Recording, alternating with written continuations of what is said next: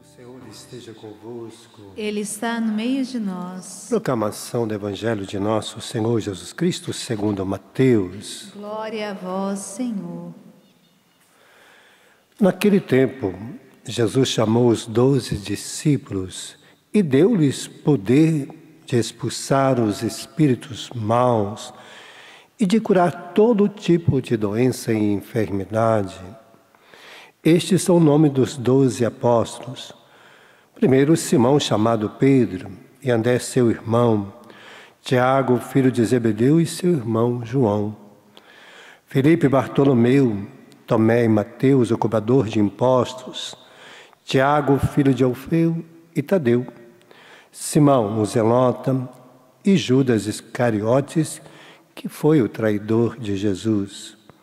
Jesus os enviou estes 12 com as seguintes recomendações: não deveis ir onde moram os pagãos, nem entrar na cidade dos samaritanos, e diante as ovelhas perdidas da casa de Israel. Em vosso caminho anunciai: o reino de Deus está próximo. Palavra da salvação. Glória a vós, Senhor.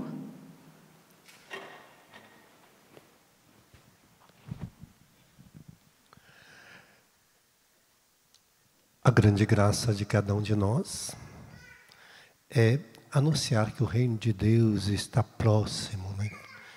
E que nós já estamos vivendo este reino de Deus em nossa vida. Por isso Jesus nos dá autoridade, poder, nos envia primeiro a nossa casa, né? Assim como Ele enviou os apóstolos, a casa de Israel, a sua família, porque é dentro da nossa família que a gente vai fazer com que a nossa família experimente esta riqueza, esta graça, esta salvação. Nós não queremos perder ninguém na nossa família.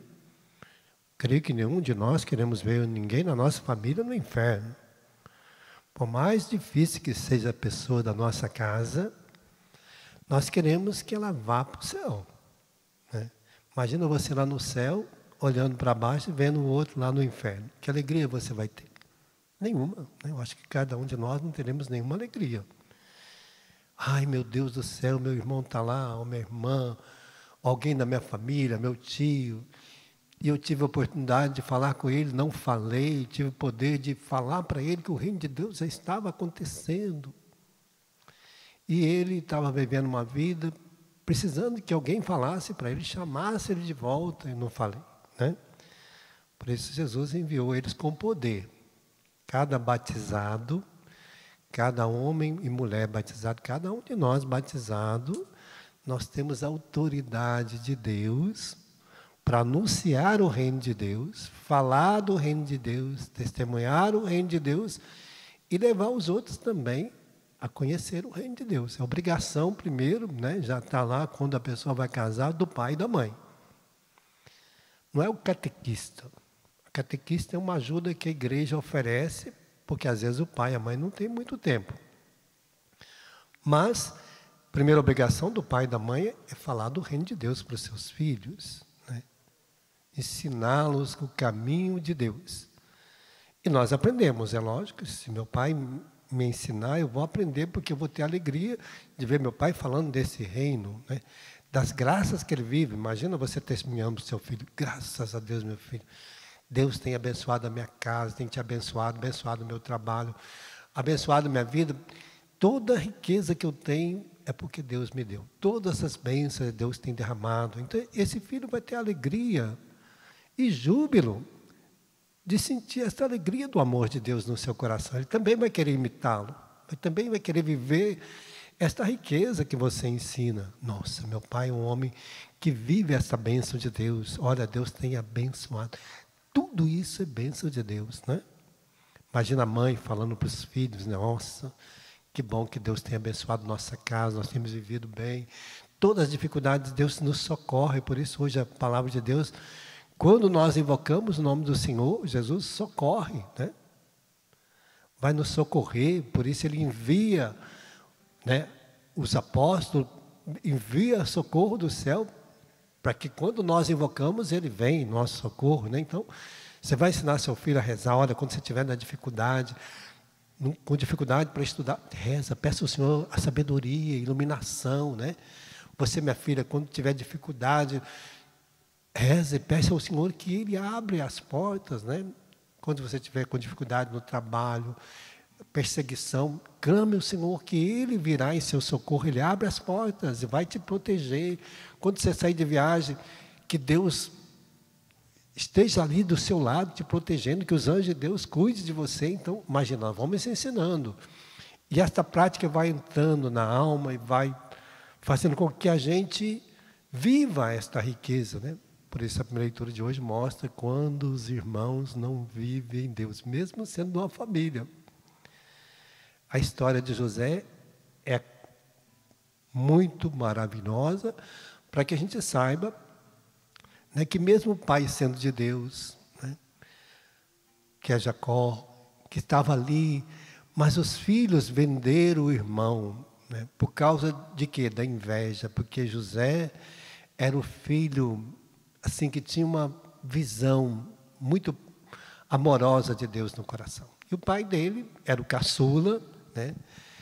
Fez uma túnica linda para ele, uma túnica bonita, e que os irmãos ficaram com inveja, né?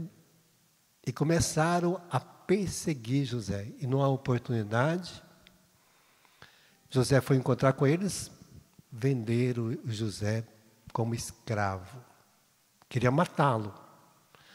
Mas Rubem intercedeu, pediu que não, e aí venderam ele como escravo para o Egito. E aí ele vai para o Egito, nós sabemos a história. Lá ele tornou governador do faraó, porque Deus o capacitou, Deus foi derramando bênçãos sobre José, foi dando para eles as visões do céu, a graça, o poder de Deus agir em José. E José tornou governador do Egito para o faraó. E aí veio o tempo da fome, da miséria, né? E aí os irmãos vão lá agora comprar mantimentos que José viu a visão de Deus durante 7 anos, produziu, foi produzindo, plantando, né? Juntando as coisas, e agora os irmãos vão lá buscar. E aí que está. Quando José os reconhece, mandou colocar na prisão. Agora, cadê o seu irmão mais novo, né? Para mostrar tudo que às vezes a gente faz com os outros aqui, muitas vezes Deus deixa a gente também experimentar. Quando a gente despreza alguém, Deus deixa você experimentar o desprezo para você ver quanto que dói, né?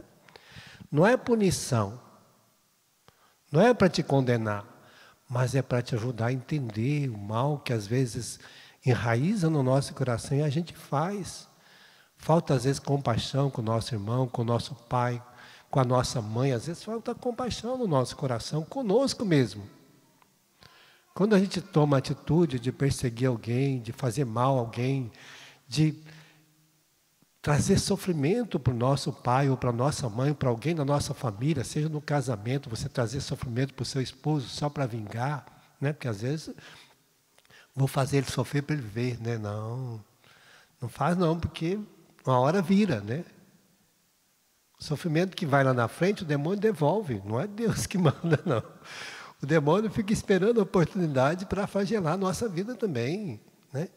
E às vezes a gente não percebe, né, que o outro está pedindo compaixão. Olha, errei com você, realmente você tem razão, me perdoa. Eu não vou te perdoar, eu já te perdoei 10 vezes, né? Às vezes fala assim. Agora você vai ver o sofrimento também. Tomara que você sofra, tomara que você veja, né? A gente fica tomando o lugar de Deus. Não. Deus, Ele age e educa cada um de nós. Não precisa você vingar. Deixa que Deus usa de justiça. Deus sabe educar seus filhos. Deus coloca no tempo certo, na oportunidade, o momento para que a pessoa possa refletir o mal que ela fez. Eu já vi muitos. Eu já visitei muitas cadeias, já participei de muitos lugares no hospital, já fui capelão de hospital, já vi muita gente lá no hospital falando, padre, olha, eu estou aqui porque eu fui negligente. Eu Todo mundo, meu pai falou, minha mãe falou, meus amigos falaram e eu não mudei. Agora estou aqui, esperando a morte chegar. Né? Quantos que estão lá na prisão, porque não ouviu o pai, não ouviu a mãe, não ouviu Deus, não ouviu ninguém, estão lá padecendo da humilhação. Né?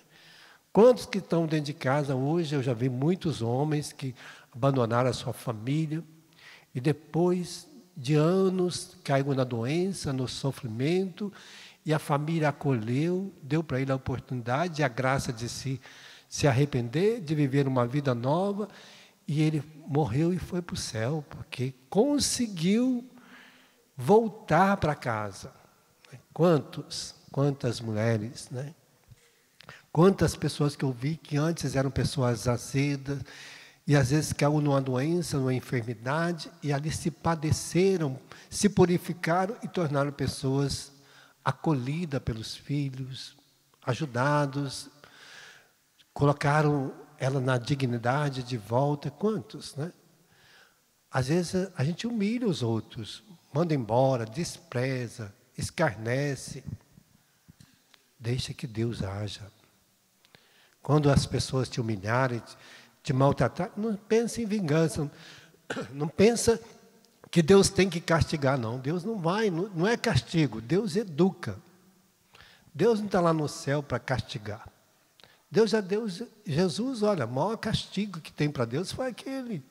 Foi Jesus, o maior castigo de sofrimento para Deus. Ele não precisa castigar.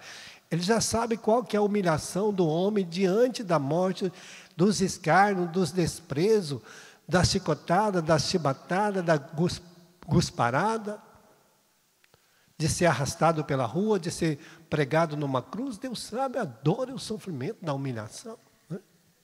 De cada um que passa. Então, por isso, Deus vem com compaixão. Por isso, os irmãos falavam hoje aqui, nós sofremos justamente estas coisas, porque pecamos contra o nosso irmão. Vimos a sua angústia, que nos pedia compaixão, e nós não atendemos. Às vezes as pessoas pedem, tenha compaixão, errei.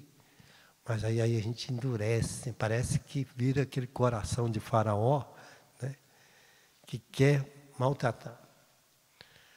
A melhor coisa é o perdão, é a reconciliação, é dar compaixão. Eu lembro quando meu pai voltou para a minha cidade muito doente, e aí minha mãe ligou para o meu pai. Eu quero te perdoar todo o mal que você fez a mim, toda a tristeza, tudo que você me fez sofrer. E também quero te pedir perdão se eu não fui boa esposa para você. Que se você morrer, eu quero que você vá para o céu. Que Deus te leva para o céu. Né? Porque aí você também se coloca na compaixão e na misericórdia de Deus. Para que a salvação também chegue. Né? Esta é a graça. Se o outro errou, fez tudo errado, agora é a hora da gente também ter compaixão. Deixa ele nas mãos de Deus, porque Deus é o justo juiz que vai dar a ele a vida e o tempo necessário para que ele também possa refletir sobre o sofrimento que ele causou, né? E o que ele precisa fazer agora para uma vida nova. Eu já vi muito homem chorando lá no hospital. Padre, a morte está chegando, e eu pisei na bola com todo mundo, com meus filhos, com a minha esposa, causei tanto sofrimento. Hoje eu estou aqui, só Deus pode me socorrer. Né? Quantas pessoas? Por isso hoje, esta Santa Missa hoje é para nos fazer refletir sobre o mal que a gente causa e sabendo também que um dia a gente pode padecer sobre esse sofrimento. Por isso, não cause mal a ninguém. Transforme os males, as dificuldades, as perseguições em bênção. Reza, né? Porque a nossa oração move o céu e nos dá a graça de vencermos. Por isso, Jesus enviou os discípulos com o poder de expulsar o mal, de curar as pessoas. Porque à medida que a gente vai expulsando o mal da nossa vida, nós vamos também tirando da vida do outro. Nós vamos tirando aquilo que aflige a alma dele, aquilo que destrói, aquilo que faz mal. Expulsar os demônios é dar vida nova às pessoas. É fazer com que aquele que escravizava ele, que o oprimia, dá para ele a oportunidade da vida nova, né? Que lindo quando hoje eu pegava essa carta de Timóteo, que dizia assim: mas tu, homem de Deus, foge dos vícios, procura com todo empenho a piedade, a fé, a caridade, a paciência, a mansidão. Combate o bom combate, conquista a vida eterna. Fecha teus olhos, vamos pedir essa graça para nós hoje. Que a gente foge de toda a perseguição, de todo o mal que a gente pensava em fazer para os outros. Mas que a gente alimenta em nós esta graça. Né? E você pode dizer: Senhor, me enche de toda a piedade. Me dá-me a fé, a caridade, a paciência, a mansidão, para que eu combata o bom combate e conquiste a vida eterna. Que todos aqueles que me fizeram mal, me perseguiram, me levaram para a escravidão, como fizeram com José, eu quero que eles encontrem contigo. Que eles encontrem contigo, Jesus, que eles possam mudar de vida e possam receber o galardão de Deus, aquilo que Deus tem para educá-lo, para exortá-lo, que o Senhor possa dar esta graça a cada uma dessas pessoas, né? Que se fizeram mal a mim, que o Senhor transforme tudo isso em bênção, em glória, para mim e para eles.